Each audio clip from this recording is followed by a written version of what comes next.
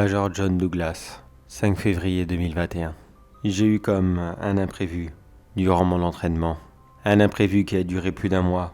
Mais à mon avis, on est loin d'avoir fini avec lui. SCP-303. Une immonde créature.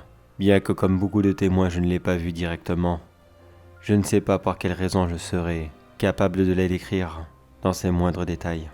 Mais je ne l'explique vraiment pas pourquoi. Cette créature humanoïde de taille moyenne, complètement nue à la peau rougeâtre, ne disposant d'absolument aucun appareil reproducteur, semble ne pas être agressif, enfin du moins, en théorie, car à la place de son visage, il dispose d'une bouche, une immense bouche démesurée, remplie de dents humaines, mais tout autant démesurée. Comme je l'ai dit, cette créature n'a jamais tenté d'attaquer qui que ce soit. Au contraire même, elle reste tout simplement là, derrière une porte, et elle fait un énorme bruit de respiration. Respiration, cri, on ne sait pas trop. Mais ce qui est sûr, c'est qu'elle veut se faire remarquer. Quand elle est quelque part, tout le monde doit le savoir. À chaque fois qu'elle apparaît quelque part dans le site, systématiquement un objet disparaît et réapparaîtrait dans une autre pièce dont cette créature aurait élu domicile. La grande majorité du temps, elle se trouve là-bas et personne ne peut l'approcher. Pas que nous n'avons pas reçu l'ordre, mais aucune personne sur Terre n'en serait capable. Pour une raison qui nous échappe, systématiquement, quand quelqu'un l'entend, même s'il ne la voit absolument pas, il ressent une énorme peur, une peur indescriptible, la pire chose qu'on ne puisse imaginer, comme si tous vos pires cauchemars se réunissaient en un seul et se trouvaient là, juste derrière une porte, et qui attendraient bien sagement que vous en mourriez tout seul. Bien sûr, 303 finit toujours par disparaître, nous laissant de nouveau libres, mais malheureusement l'un d'entre nous n'a pas eu cette chance. L'un de mes amis, le docteur... Non, je vais pas écrire son nom ici. Non, je crois que... il a assez souffert comme ça. Pas la peine d'en rajouter ainsi. Le pauvre était parti chercher quelque chose dans une salle de stockage, mais celle-ci n'avait qu'une seule sortie, un grand couloir qui amenait sur le reste de l'installation. Et 303 s'est mis sur son chemin. Le docteur s'est alors mis dans un coin de la pièce, recroquevillé sur lui-même, terrorisé, et la créature est restée là plus de 3 jours. Le docteur fut retrouvé mort quelque temps plus tard, mais je vous laisse imaginer ce qu'il a pu vivre. Pendant 3 jours, être assis dans une pièce, dans le noir et l'angoisse, à imaginer que cette chose derrière la porte l'ouvre à tout moment et se jette sur vous, alors que vous n'avez rien pour vous défendre. Il n'a pas dû beaucoup dormir, je pense. Déjà que le pauvre homme était très pris dans son travail et stressé tous les jours de sa vie quotidienne. Mais alors finir ainsi, croyez-moi qu'il ne le méritait pas. Mais pour éviter que ce genre d'accident se reproduise de nouveau, la grande majorité de l'installation a été remodifiée.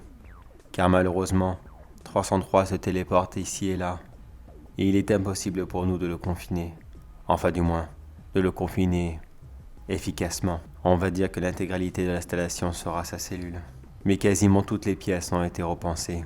Ainsi, chaque lieu dispose de 2 portes de sortie, afin de ne plus se retrouver bloqué dans un coin et de finir comme ce pauvre docteur, seul et dans l'angoisse. La dernière fois que nous avons aperçu 303, il se trouvait dans un couloir au nord de l'installation.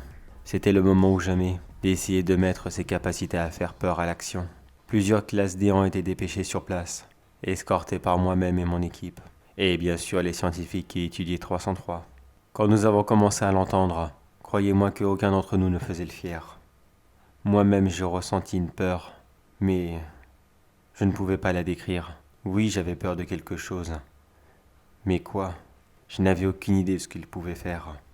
J'avais tout simplement peur.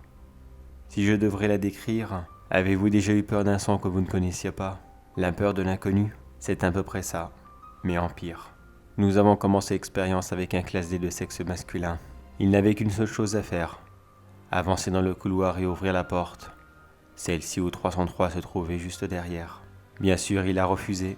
L'équipe de recherche lui a redemandé d'ouvrir la porte, mais celui-ci ne cessait de refuser inlassablement, sous prétextant que 303 allait... Non, ça non plus, je préfère pas l'écrire. C'est trop bizarre. Mais sachez seulement que si cela était vrai, alors non, il n'aurait vraiment pas fallu qu'il ouvre la porte. Puis le classe D a été menacé de mort s'il ne s'exécutait pas et qu'il restait à refuser l'ordre. Mais même sous la menace d'une arme, Il ne bougea pas d'un pouce et continua à nous défier. Alors j'ai finalement pris mon arme et j'ai ouvert le feu. Une seule balle a suffi pour que ce pauvre homme, qui n'avait été coupable que d'avoir un instinct de survie, n'en souffre pas trop.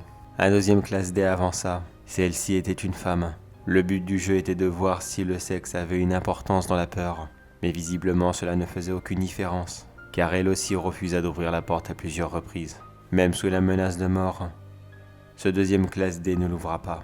Alors un troisième classe D fut envoyé, mais celui-ci armé d'un couteau commença à mutiler la femme atrocement ici et là, afin de la torturer et qu'elle change d'avis, et que peut-être elle se donne la peine d'ouvrir cette porte. Mais tout en hurlant et en expliquant qu'elle ne pouvait pas le faire, elle mourut quelques minutes plus tard d'hémorragie.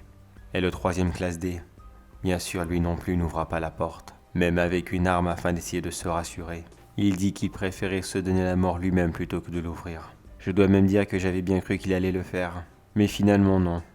Il est tout simplement reparti dans sa cellule, et 303 est tout simplement disparu quelques minutes plus tard, nous laissant de nouveau seuls avec nos questions. Pendant ce temps, la liste d'objets qu'il emporte avec lui ne cesse de grandir, et personne ne peut savoir qu'est-ce qu'il en fait. À mon avis, sûrement rien.